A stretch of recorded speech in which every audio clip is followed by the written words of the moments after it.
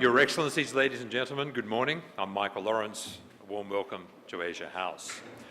And we are delighted to welcome this morning China's Ambassador to the UK, His Excellency Liu Xiaoming, who has kindly agreed to speak to us on the trade relationship between China and the US. He's also agreed to take questions after his speech, and I'm inviting you to ask them. Today's event is timely indeed. As you would have heard, talks over the weekend have eased tensions on what was a growing trade dispute. China and the US have agreed to suspend threatened tariffs and continue negotiations.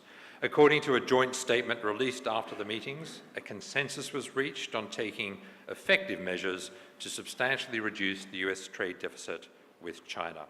China and the US will continue to engage at high levels on these issues and to seek to resolve the economic and trade concerns in a proactive manner. So a very positive statement out of that meeting, but clearly more talks are required. So that's the backdrop of today's event, and we are fortunate indeed to welcome back Ambassador Liu.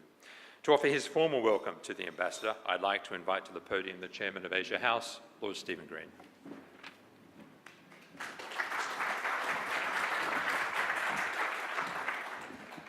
Michael, thank you, and it's a very great pleasure to see such a very full audience for Ambassador Liu, who I'm going to introduce. These are very interesting times, as Michael has already hinted. Events over this very last weekend show that the topic is a fast-moving one, and the importance of the China-US relationship to the whole world, not just to China and the US, in a sense doesn't need underscoring. We as Brits, we as Europeans, would get caught up in any dangerous trade problems on the world stage between these two great powers. And so it is of a huge interest to us as the business community here in London to hear from the Ambassador and to do so on a Monday morning after a weekend of that sort of positive news. Ambassador Liu is an old friend of Asia House. He is an old friend of mine. When I was a banker in a former incarnation, he and I met frequently over all sorts of matters in relation to the business of my former employer, HSBC, and its Asian businesses. And indeed I, and the Ambassador knows this, have had the great honor of being the person who opened the branches of all of the state banks of China in London, except for the Bank of China, which of course, as many of you will know, has been here since, I think, the 1920s, so I didn't open that one, but all of the other ones in the presence, in I think all of those cases, of Ambassador Liu. So it's a very great pleasure to welcome him to Asia House. Just 30 seconds on Asia House itself. In a sense, I think its reason for existence should be clear to all. There can be no more important gathering of people interested from a business and policy perspective in Asia than this centre. We exist in order to facilitate dialogue between Asians and Europeans. We are very clear that our focus is on Asia as a whole in order to introduce to people in Europe and in London the importance of what is going on in Asia. And as those of you who know Asia well don't need me to tell you, Asia's a very heterogeneous place. Sometimes Europeans think of Asia as just all kind of one big, huge territory to the east. It's not. It's very varied. There are all sorts of opportunities and challenges in different parts of that great continent. And indeed, I think increasingly as this century wears on, we should stop thinking of it as two separate continents, Europe and Asia, and recognize that we all share the one great landmass of Eurasia. And in that context, there is, of course, no more important country than China. China is the largest economy in Eurasia and is actually probably the largest economy in the world by now, certainly is on purchasing power parity basis, and soon will be, if not already, on a market basis. So the importance of China doesn't need any underscoring from me. But it's a core of the business of Asia House to ensure that there's a very open dialogue on all of the opportunities. We have talked a lot in various breakfast briefings about the Belt Road Initiative, and we certainly will continue to do so. We opened a conference just last month in the Middle East, in Dubai, with a strong focus on the growing links between the rest of Asia and the Middle East. So we have a very committed view that the strategic importance of what's going on in Asia is something that's relevant to Europeans, people in the Middle East, to people throughout Asia itself, of course. This is the 21st century. This is the Asian century. That's the background. That's the role of Asia House. We work hard at it. We depend on your support. We are very grateful for that. And we also depend on the very active support of our very great friend, Ambassador Liu. May I welcome you, Ambassador, to the stage.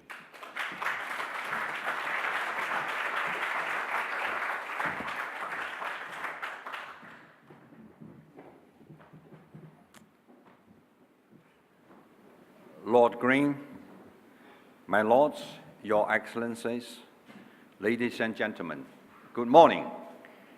It is a great pleasure to be back to Asia House. Thank you very much, Lord Green, for that kind introduction. A few weeks ago, when Lord Green and Michael asked me to come here to talk about China-US trade dispute, I agreed to that, but I didn't realize that the timing is so, cannot be better than this. I think you not only pick the good weather, but also pick a good moment. So it seemed to me there's an invincible hand working here to coordinate China-US negotiations and activities in Asia House. 2 days ago, Vice Premier Liu He visited US as a special envoy of President Xi Jinping. Following constructive consultations between Vice Premier Liu He and his counterparts, a joint statement was released by the weekend. The two countries agreed to take effective measures to substantially reduce US trade deficit in goods with China, increase trade in agriculture, energy, manufactured goods and services, and to continue to strengthen cooperation on intellectual property rights and two-way investment. The most significant outcome is obvious. China-US consensus disperse the dark cloud of potential trade war. For the people of both China and the US, and for all those who have been concerned about how the trade dispute might evolve, this is really a good news. But this outcome has not come easy. In my view, they contain the following messages. First, this outcome is what Chinese and American people want. It is what a sound China-US economic and trade relations needs. For China, this outcome is in the interest of achieving high-quality economic development and meeting the growing consumption needs of the Chinese people. China will continue to open up, and in this process, press ahead with reform and seek further development. For the US, this outcome will help cut trade deficit, support growth and employment. Second, this outcome is conducive to global economic and trade stability and prosperity. Trade consensus between China and the US, the two major economies in the world, is welcome news to all. As I have said on many occasions, there's no winner in a trade war. In this latest consultation, both China and US demonstrated the responsibility of major stakeholders This outcome is certainly in the interest of safeguarding the international trade order and promoting a healthy world economy. Third, this outcome highlights the importance of persistency and perseverance in maintaining sound economic and trade ties between China and the United States. There's no doubt that sound economic and trade ties between China and the US serve the interests of both countries and conforms to the trend of the times. Yet Rome is not built in a day. Resolving the accumulated systemic trade issues calling for and remitting efforts. This outcome shows that the two countries will stay in close consultation and effective coordination to build on this consensus. In the years ahead, they will be capable of remaining cool-headed in face of any potential problems and challenges. This will enable them to see the big picture and sit down, talk, and find appropriate solutions. Ladies and gentlemen, the danger of China-US trade war has abated, but the deep-seated issues underscored by this round of trade dispute deserve some deep and serious thinking. The latest consensus has temporarily put trade dispute to bed, but to prevent the specter from rising again, we must identify the crux of the issue and administer the right remedy. To this end, I'd like to share with you my 4 suggestions as a food for thought. My first suggestion is to stop being suspicious about China and see the big picture of China's development in an objective light. This year marks the 40th anniversary of the introduction of reform and opening up policy in China. This policy has led to huge progress in China and in the world. For China, reform and opening up is a road to development that is in line with its national conditions. It has led China to become the second largest economy, the largest industrial country, the largest trader in goods, and has the largest foreign exchange reserves. And it will lead China to shift from high-speed economic growth to high-quality development. This means China will rely on reform to create better quality, higher efficiency, and more robust growth drivers. And on this basis, we aim to building a modernized economy, enhancing total factor productivity and strengthening innovation and competitiveness. For the world, China has been a major opportunity for common development as it deepens reform and opening up and deepens its integration into the current international system. China has been stabilizer and powerhouse for world economic growth. For years, China has continuously contributed over 30% of world economic growth. In 2017, China invested $124.6 billion overseas. Chinese companies paid over $30 billion in tax and fees to host countries and created 1.35 million jobs locally. These are huge boosts to the local economy and life-changing for the local people. As has been over the past 40 years, China will continue to take opening up as its basic state policy, increase connectivity with the world, and promote common development with international partners.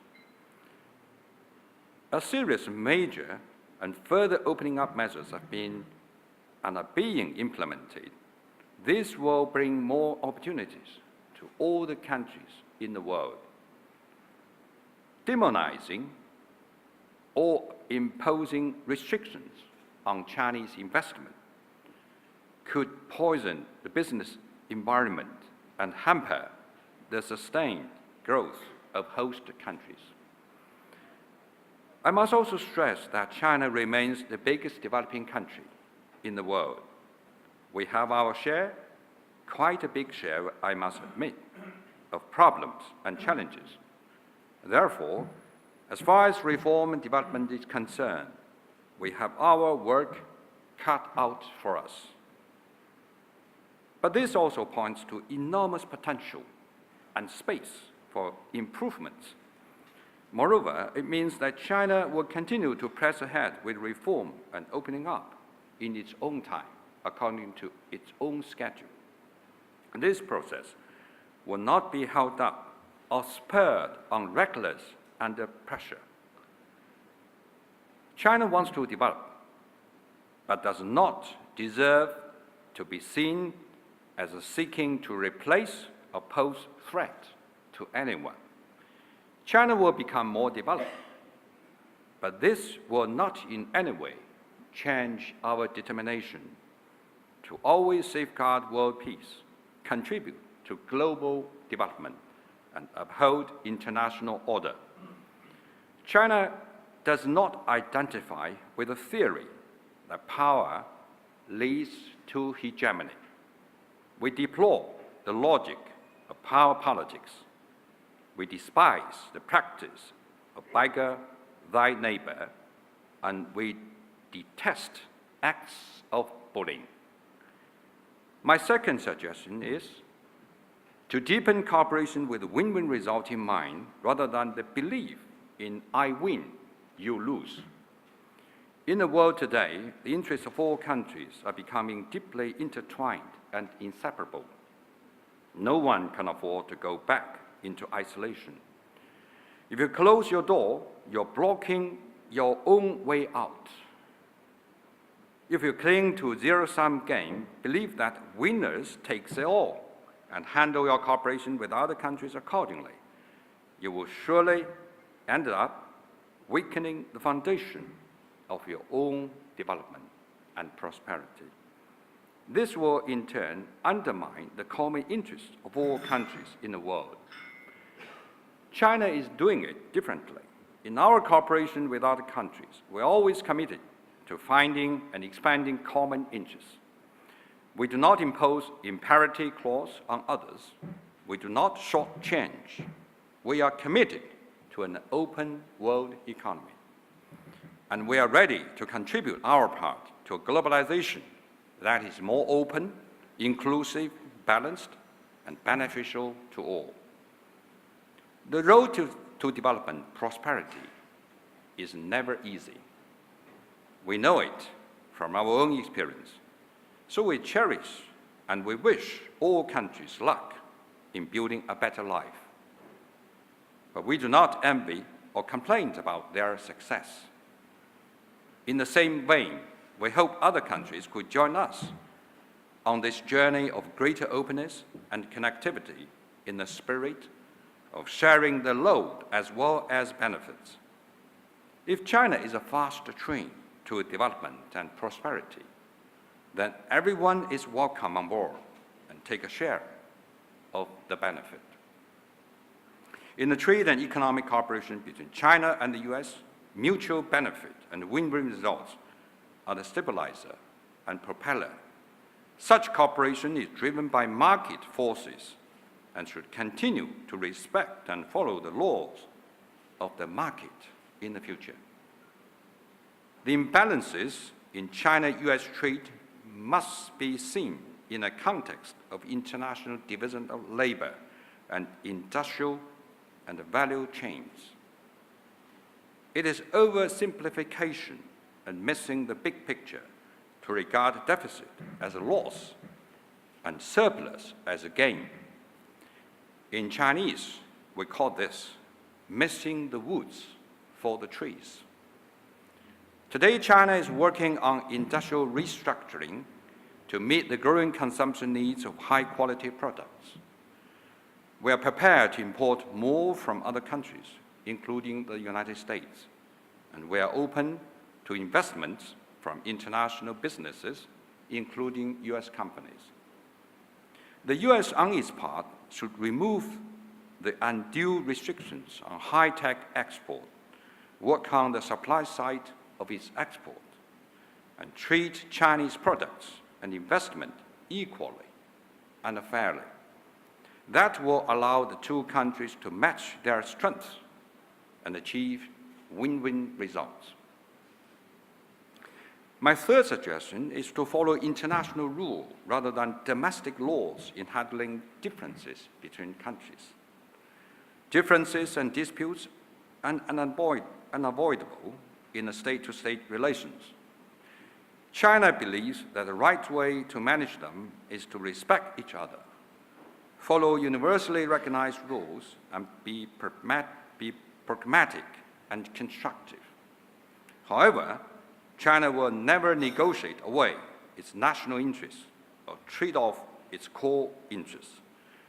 We uphold multilateralism and authority and effectiveness of the multilateral system. No one and no country should cherry-pick rules. For years, China has steadfastly upheld the authority of WTO. We have adhered to the open, transparent, inclusive, non-discriminatory, and rule-based WTO principles. Statistics show that there have been 40 cases against China since our accession to the WTO. During the same period, there have been 80 cases against the United States. Who is a better law-abiding member? Facts speak louder than words. So the lesson is this: to be more constructive, create enabling environment for China-US trade economic cooperation is the key. Last week's consultation clearly shows that dialogue and consultation is the right way to balance the interests and concerns and to resolve differences, manage disputes, and achieve consensus. My fourth suggestion is to recognize China's real progress in intellectual property protection. No gold is 100% pure. No country is perfect in IP protection. The purpose of protecting intellectual property is to encourage innovation and promote development. China has established a complete system of IP protection laws following international practice and in keeping with its national conditions. There are now intellectual property courts in China, in Beijing, Shanghai, and Guangzhou, and specialized IP tribunals in 15 cities in China. In 2017, there are over 210,000 first instance legal cases and over 40,000 administrative cases involving IP disputes and patent enforcement, respectively. The amount of the payment in IP royalties to overseas right owners has increased from $1.9 billion in 2001, when China joined the WTO, to $28.6 billion in 2017. At the same time, China continues to strengthen IP protection and enhance international cooperation. After being a member of WIPO for nearly 30 years, China welcomed the opening of WIPO office in Beijing in 2014. China is promoting IP protection under the framework of Belt and Road Initiative and within BRICS framework. Not long ago, China and its BRICS partners signed a joint statement on strengthening intellectual property cooperation to boost progress in IP development and protection in emerging economies. China also holds regular dialogue on IP protection with the UK, EU, and the US, and signed a patent prosecution highway agreement with over 20 countries and regions. Going forward, China will continue working for a more balanced, universally beneficial, and inclusive global intellectual property system. Ladies and gentlemen, Winston Churchill said, "Those who fail to learn from history are doomed to repeat it." A Chinese idiom goes along the same line. It says, "History is a mirror that reflects the rises and falls of the tide of change." The direction that China-US trade relationship is headed will have a far-reaching impact on the development and stability of China, of US, and the rest of the world. It is my sincere hope that with this latest effort of China and the US to solve trade disputes, the voice in favor of multilateralism, free trade, and win-win cooperation will grow louder over the clamor for unilateralism, protectionism, and the zero-sum game. It is also my sincere hope that following the China-US consensus, international consultation and cooperation will be enhanced, and the world economy and trade will take on stronger momentum.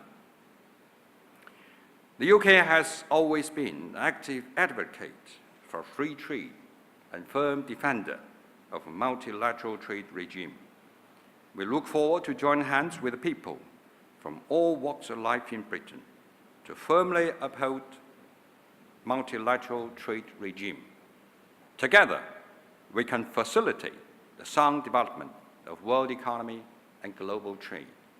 Together, we can contribute our part to building a more beautiful future for the mankind. Thank you. Thank you for your attention.